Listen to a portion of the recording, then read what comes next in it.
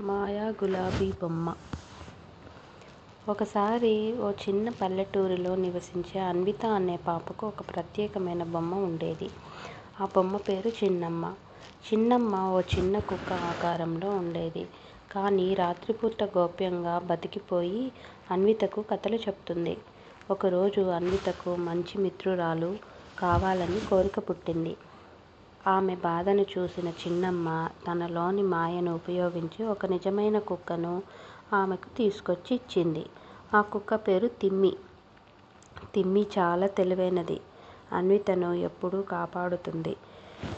చిన్నమ్మ, తిమ్మి మరియు అన్విత మంచి మిత్రులై ప్రతిరోజు కొత్త కథలు, కొత్త సాహసాలు చేసేవారు. చివరికి అన్వితకు అర్థమైంది, మాయల కంటే గొప్పది నమ్మకంతో కూడిన స్నేహము.